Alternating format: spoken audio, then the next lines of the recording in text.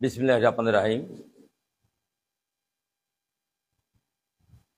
পাবনা ৩ তথা চাটমোহর ভাঙড়া ফরিদপুরের সকল বিএনপি নেতৃবৃন্দ এবং সকল নাগরিক এবং মা বোনদের সহ সকল সুধীজনকে জানাই সালাম, আসসালামু আলাইকুম।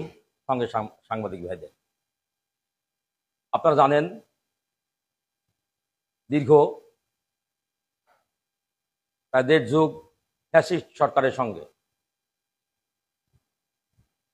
সশরীরে আন্দোলন সংগ্রাম করে দীর্ঘ পথ অতিক্রম করেছিলাম। আমার নেতার নির্দেশ ছিল আমরা যেন কোনো অন্যায় না করি, আমরা যেন দখলদারিত্ব না করি, চাঁদাবাজি না করি। সেখান থেকে আমার সকল রাজনৈতিক বিন্দুকে আমি বিরত রেখেছিলাম।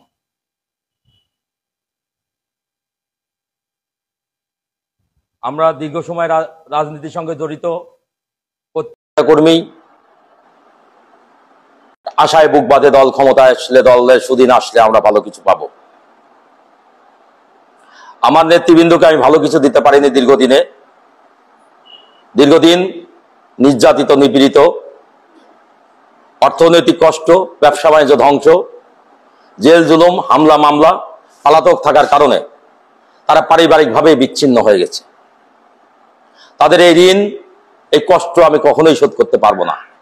আপনারা জানেন দীর্ঘদিন ধরে আমার সঙ্গে হাজার হাজার নেতাকর্মী হামলা মামলার সঙ্গে জড়িত ছিল। অনেক নেতাকর্মী মারা গেছে, তাদের পরিবার পরিজন অর্ধাহারে অনাহারে দিন কাটাচ্ছে। তাদের পাশে দাঁড়ানোর মতো আমাদের কোনো পথ নেই। ফ্যাসিস্ট সরকারের বিদায় নেওয়ার পরে আসলো দলের মধ্যে রাজনৈতিক নেতৃবৃন্দুর মধ্যে নির্বাচনের একটা আমেজ শুরু হলো। নির্বাচনের জন্য চলে আসলো আমার এখানে বহিরাগত একজন। আমি এখানে চাটমোহর ভাঙড়া ফরিদপুর তথা পাবনা ৩-এর সকল ভোটারদের কাছে কৃতজ্ঞ, বিএনপি সকল নেতৃবৃন্দুর কাছে কৃতজ্ঞ, সুধী মহলের কাছে আমি কৃতজ্ঞ। আপনারা গত ৩ তারিখে মনোনয়ন দেওয়ার পরে যে বৃদ্ধাঙ্গুলি দেখিয়েছেন, যে নীরবতা পালন করেছেন, যে মানসিক কষ্ট যন্ত্রণা পেয়েছেন, এটা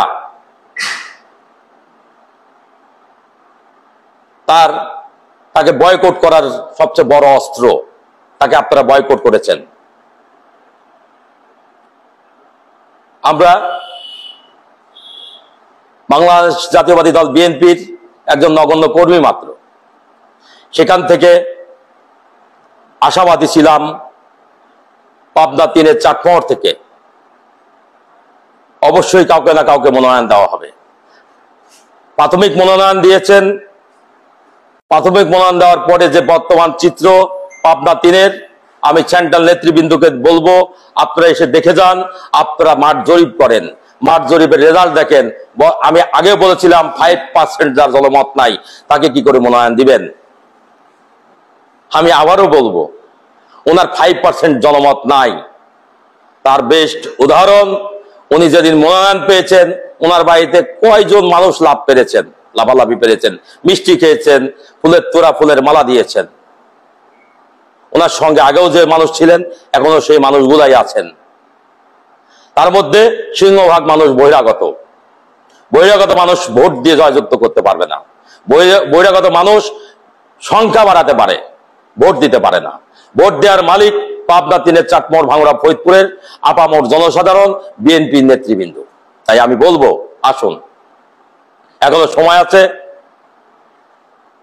আপনারা সিনিয়র নেতা যারা আছেন, বাংলাদেশ জাতীয়বাদী দল বিএনপির ভারপ্রাপ্ত চেয়ারম্যান জনাব তারেক রহমান, আমি আপনাকে বলবো আপনি মাঠ জরিপ করেন।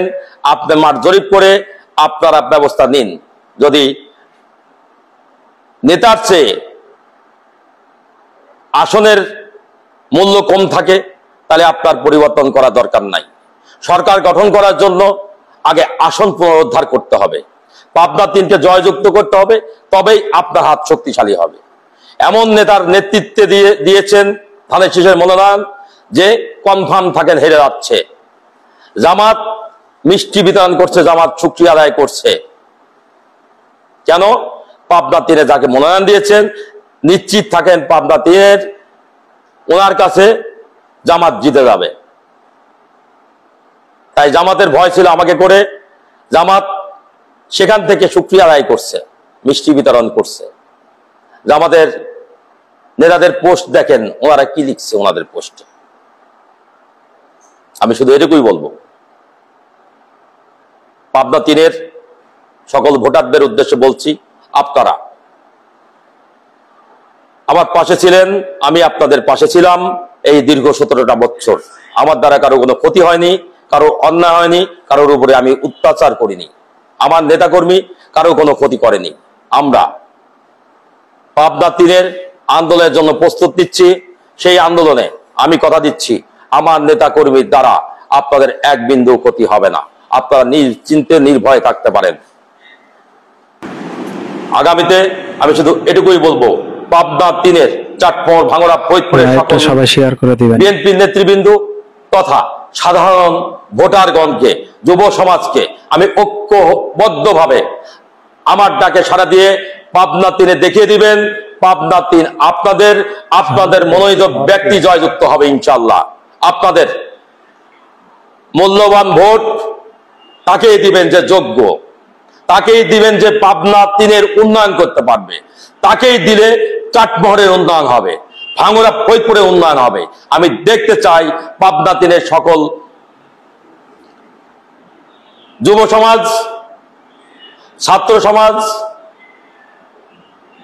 সুধীজন যারা আজকে চাটমোহরের জন্য কাঁদছেন, চাটমোহরের জন্য আপনাদের কষ্ট হচ্ছে, আমি আপনাদের উদাত্ত আহ্বান জানাবো আগামী 8 তারিখে আমাদের 7 নভেম্বর উপলক্ষে, যেহেতু শুক্রবারে সকল চাটমোহরের সকল কিছু বন্ধ থাকে, কোনো মানুষ চলাচল করে না, তাই আমরা 7 তারিখের প্রোগ্রামটাকে আমরা 8 তারিখে নিয়েছি।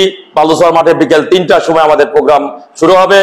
আপনারা যে যেখানেই থাকেন সেখান থেকেই যদি চাটমোহর এমপি চান, চাটমোহরের প্রতি আপনাদের টান থাকে, দরদ থাকে, আমার বিশ্বাস প্রত্যেকটা মানুষ চাটমোহরের জন্য কাঁদছেন। তাই আমি উদাত্ত আহ্বান জানাবো আপনারা অবশ্যই 8 তারিখ বিকেল 3টার সময় চাটমোহর, ভাঙড়া, ফরিদপুর থেকে বন্যার ফলের মতো যেমন পানি করে তেমনি করে সাধারণ ভোটার সহ বিএনপি সকল নেতৃবৃন্দ অবশ্যই বালুচর মাঠে চলে আসবেন। ওখান থেকেই আমাদের পরবর্তী কর্মসূচি ঘোষণা হবে, কবে কি হবে, কখন কি হবে। পরবর্তী কর্মসূচি আন্দোলনের ডাক দেব আমরা সেই 8 তারিখ থেকেই। অতএব আমি আবারও যুব সমাজ, ছাত্র সমাজ, দয়া করে শেয়ার করুন, সুধী মহল, সুধীজন, আমি পাবনা 3-এর সকল ভোটারগণকে বলবো, মা বোনদের বলবো, আপনারা আমার জন্য দোয়া করবেন। এবং সুধীজন, সুধী মহল, ছাত্র সমাজ, যুব সমাজ সকলকেই, যারা মাঠে কাজ করেন, খামারে কাজ করেন, তাদেরকেও বলবো আপনারা দীর্ঘদিনের আপনার প্রতীক্ষিত, আপনাদের চাওয়া, আপনাদের পাওয়া পাবনা 3-এর সন্তান, চাটমোহরের সন্তান এমপি হোক। তাই আপনারা চাটমোহরের সন্তানকে যদি এমপি হিসাবে দেখতে চান, অবশ্যই বালুচর মাঠে আগামী 8 তারিখ শনিবার বিকেল 3 ঘটিকায় বালুচর মাঠে আসবেন। সেখান থেকেই আমাদের পরবর্তী কর্মসূচি ঘোষণা করবো ইনশাআল্লাহ। আপনারা আমার পাশে ছিলেন, আমার পাশে থাকবেন, এই প্রত্যাশায়, এই কামনায় আমি আমার বক্তব্য শেষ করছি। শহীদ জিয়া অমর হোক, খালেদা জিয়া জিন্দাবাদ, তারুণ্যের অহংকার তারেক রহমান আসবে ফিরে বাংলাদেশে ইনশাআল্লাহ। আসসালামু আলাইকুম।